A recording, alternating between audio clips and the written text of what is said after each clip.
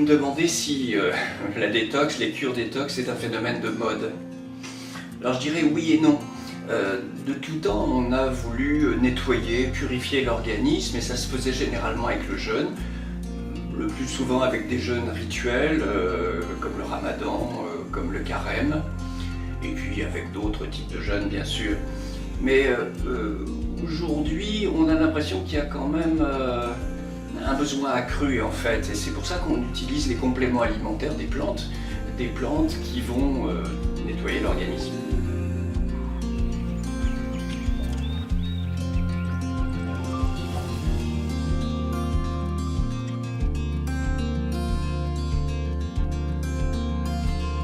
Oui, alors pourquoi je dis qu'il y a un besoin accru aujourd'hui? Eh bien c'est parce qu'on est soumis à des polluants assez particuliers.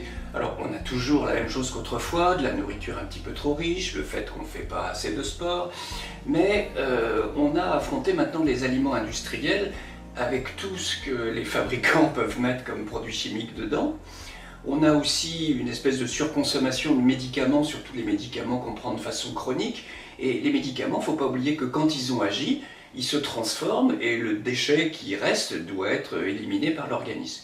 Et puis enfin, il y a aussi vraiment un accroissement important des métaux lourds. Et les métaux lourds, là, c'est plutôt grave pour la santé et surtout pour le cerveau.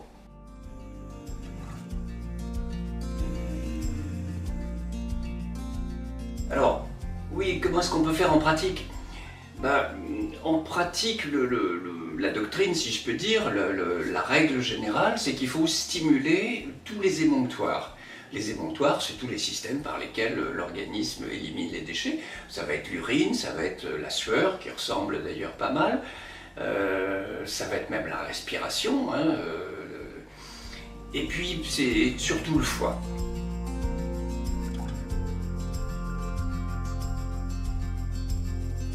Oui, alors pourquoi surtout le foie? Eh bien parce que le foie, il a un rôle majeur dans le nettoyage de l'organisme. Bon, d'abord, vous savez qu'il solubilise les graisses. Alors autant les déchets solubles dans l'eau s'éliminent facilement par l'urine, autant les graisses, il faut les émulsionner, c'est le rôle de la bile. La bile, c'est un produit extrêmement précieux. C'est un tensioactif, c'est-à-dire c'est un petit peu comme votre liquide vaisselle. C'est fait pour pouvoir faire passer les graisses dans l'eau, si je peux dire. Et cette bile, elle s'élimine dans l'intestin, elle fait partie de la fabrication des matières fécales. Elle a d'ailleurs ce qu'on appelle les acides biliaires qui sont des déclencheurs du péristaltisme. La bile, c'est le laxatif naturel, si on peut dire. Et donc, c'est là que les déchets les plus graves vont s'éliminer grâce au foie. Mais enfin, le foie fatigue un petit peu et de temps en temps, il faut le restimuler. Est-ce qu'il faut plutôt pratiquer le jeûne ou plutôt utiliser les plantes détox? Alors, c'est une bonne question. Le jeûne, c'est très bien. Ça a le petit défaut que c'est assez lourd à mettre en œuvre. Alors, c'est tout à fait intéressant quand on a une maladie chronique. Et là, il y a des jeûnes adaptés qui vont durer pendant des mois. C'est presque l'essentiel de l'approche naturopathique, nettoyer l'organisme autant qu'il faut. Mais ça, bon, c'est un petit peu particulier. Pour des gens qui sont en bonne santé, où tout va bien, il y a simplement, quand on ressent une certaine lourdeur, un certain encrassement, peut-être parfois une mauvaise haleine, mais enfin bon, c'est quand même relativement rare. Là, on se dit, tiens, il faut faire de la langue blanche, bon, on se dit, tiens, il faut faire quelque chose. Des jeûnes beaucoup plus courts peuvent être pratiqués. Moi, je sais que de temps en temps, quand je me sens très encrassé, je fais une monodiète de 3 jours pendant un grand week-end. C'est pas méchant, ça se fait facilement, et c'est vrai qu'on se sent beaucoup plus en forme après. Bon, mais maintenant, si on veut faire des petits nettoyages plus régulièrement, ce qui est indiqué en fait, vu le nombre de polluants modernes qu'on absorbe, un grand jeûne rituel une fois par an, ça ne suffit pas. Alors il va falloir utiliser les plantes qui servent à ça, et c'est facile. Alors les plantes, il y en a des tas. C'est vraiment un domaine où les plantes excellent, le nettoyage de l'organisme. Alors pour s'y retrouver, si vous voulez, il y a des plantes pour stimuler l'élimination par l'urine, et puis il y a des plantes pour stimuler le foie et la bile. Alors, Pour l'urine, vous les connaissez, il y en a 36 en réalité. Ça va être la queue de cerise, ça va être l'orthosiphon, ça va être je pourrais le pissenlit, je pourrais vous en citer une quinzaine facilement, puis le thé vert qui est assez à la mode. Par contre, ce sur quoi je voudrais attirer votre attention, c'est que si on prend des plantes pour stimuler l'élimination urinaire, il ne faut pas oublier qu'il faut de l'eau aussi, parce que ce qui fait l'urine, c'est l'eau, et donc il faut boire. Et là, ça nous fait plutôt plaisir, nous qui sommes des fans de la tisane c'est vraiment la forme idéale. Donc il y a toutes sortes de tisanes, toutes sortes de mélanges des plantes qui existent, tout ça c'est bon, tout ça c'est valable, mais le plus important effectivement c'est qu'avec la tisane, vous avalez de l'eau, et cette eau va entraîner les déchets dans l'urine, ça c'est important.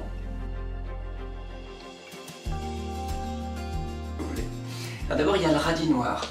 Alors le radis noir autrefois c'était vraiment pas bon, c'était piquant, ça sentait pas bon, enfin bon, ça s'est beaucoup amélioré, les ampoules de radis noir maintenant c'est tout à fait buvable, c'est pas mauvais. Et ce radis noir c'est un nettoyant assez puissant, et surtout c'est quelque chose qui apporte du soufre. Or on a tendance à manquer de soufre, alors le radis noir le fait, tant mieux. Après il y a 3 autres plantes qui sont très très bien. Il y a le chardon-marie. C'est parfait, ça répare, ça nettoie le foie, mais en plus ça le répare, donc ça c'est quand même très très bien. Il y a le bol d'eau, que j'aime bien, puisque j'ai fabriqué de la bolle de Florine, notre famille a fabriqué la tisane bolle de Florine pendant des années, donc la clé c'était le bol d'eau du Chili, donc ça on connaît très bien. Le bol d'eau c'est bien, moi je l'utilise plutôt comme autrefois on utilisait de l'Alka-Seltzer, c'est-à-dire vous avez mangé chez des amis, c'était trop gras, trop lourd, vous rentrez chez vous, vous êtes tout barbouillé, et là, avaler du bol d'eau en tisane ou en mettre quelques gouttes d'un extrait dans une boisson quelconque, ça passe en 20 minutes, donc ça c'est assez magique, moi j'avoue que j'aime beaucoup. Et puis il y a une dernière plante qui est peut-être ma préférée dans la vie courante, qui est le desmodium. Ça, j'utilise beaucoup. Le desmodium, c'est une plante africaine qui a été très utilisée pour soigner les cirrhotiques, les alcooliques, pour réparer le foie des cirrhotiques. Alors, c'est pas notre cas, hein, bien sûr, mais c'est une plante très active sur le foie et qui, par exemple, quand on prend beaucoup de médicaments, répare le foie, le remet dans un meilleur état. Donc ce desmodium, c'est bien parce que ça a bon goût. C'est livré généralement dans une petite bouteille avec un bouchon doseur. On avale le bouchon doseur, on peut l'avaler pur et hop, ça y est, ça va beaucoup mieux. Si c'est juste ponctuel, on va en avaler pendant 3 jours par exemple. Si c'est un petit peu plus sérieux, qu'on est encrassé parce qu'on se sent fatigué, on n'est pas en forme, à ce moment-là, on peut avaler la totalité de la bouteille, ça va durer à peu près 3 semaines. Et au bout de 3 semaines, on constate que tout va mieux, on a un teint plus frais, on a plus d'entrain, plus d'énergie. Oui, pourquoi je vous avais parlé des métaux lourds en fait? Parce que les métaux lourds posent un vrai problème. Les métaux lourds, vous les connaissez, c'est le plomb, c'est le cadmium, c'est des tas de choses, l'aluminium, alors là, terrible l'aluminium. Bon, la première chose que je veux dire, c'est qu'on en avale beaucoup, enfin on en respire beaucoup, on en absorbe beaucoup même à travers la peau, hein. Le plomb ça passe à travers la peau, ça se respire. Le cadmium, il y en a dans le poisson, enfin il y en a partout quoi finalement. Alors, premier élément rassurant, notre organisme est fait pour éliminer ces métaux lourds, et il le fait très bien. Bon, du coup, c'est pas aussi dramatique qu'on peut le lire dans la presse. Mais c'est vrai que parfois il y en a un peu trop, et qu'on est un petit peu saturé. Donc dans ces cas-là, ça vaut le coup déjà de stimuler le foie, comme on vient de le dire, parce que c'est le mécanisme qui élimine les métaux lourds, et on peut rajouter des algues qui ont des propriétés assez spéciales, qui chélatent, c'est-à-dire qui emprisonnent dans une forme éliminable les métaux lourds. Alors je pense à la chlorelle par exemple, la chlorella, puis il y en a d'autres, il y a 2 ou 3 algues qui servent à ça. Donc il faut pas s'en priver parce que ça ne présente aucun inconvénient. L'aluminium pose le problème qu'il est complètement étranger à l'organisme. C'est vraiment pas fait pour être dans l'organisme. Or pourtant on en a tous et on en a même plutôt beaucoup malheureusement. Donc cet aluminium, on le retrouve, on l'accumule pendant des années en fait, on l'accumule même dans le cerveau. Et quand on fait l'autopsie de malades d'Alzheimer, on s'aperçoit que leurs neurones contiennent une quantité formidable, vraiment très élevée de cet aluminium. L'aluminium est considéré aujourd'hui comme une des principales causes de la maladie d'Alzheimer, à condition qu'on ait une définition précise de l'Alzheimer, qu'on ne confonde pas avec toutes les dégradations cérébrales normales qui viennent avec l'âge. Et puis cet aluminium pose depuis récemment un problème très très aigu qui est celui des vaccins. Alors, je vous rassure, je suis plutôt pro-vaccin, mais pro-vaccin raisonnable, prudent. C'est pas du tout la même chose que de dire « Ah, vous êtes un anti-vaccin, donc vous êtes complètement idiot, vous comprenez rien à rien ». Bon, où est le problème? Le problème, c'est qu'on met de l'aluminium dans les vaccins pour les rendre plus efficaces, parce qu'ils ne sont pas très efficaces, finalement. Alors, et surtout, on injecte ça à des nourrissons, à des enfants de moins de 2 ans, et avant 6 mois, la barrière hémato-méningée qui protège le cerveau n'est pas active. Donc on va quand même envoyer des cochonneries dans le cerveau. Surtout dans les vaccins, il y a du mercure, il y a des trucs chimiques, enfin il y a vraiment beaucoup de choses.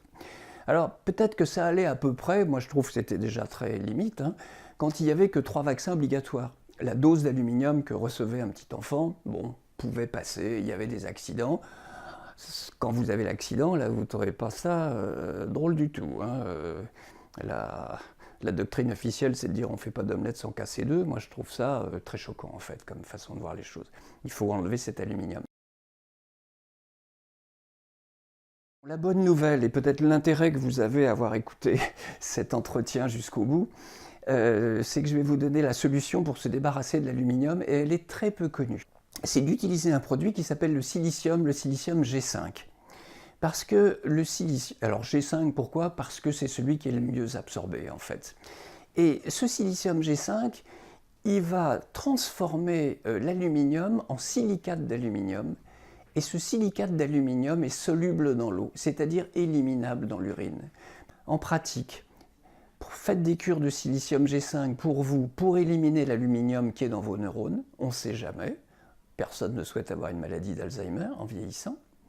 Et surtout, protégez les enfants qui sont vaccinés, donnez-leur un peu de silicium G5 avant l'injection et donnez-leur du silicium G5 une semaine après l'injection.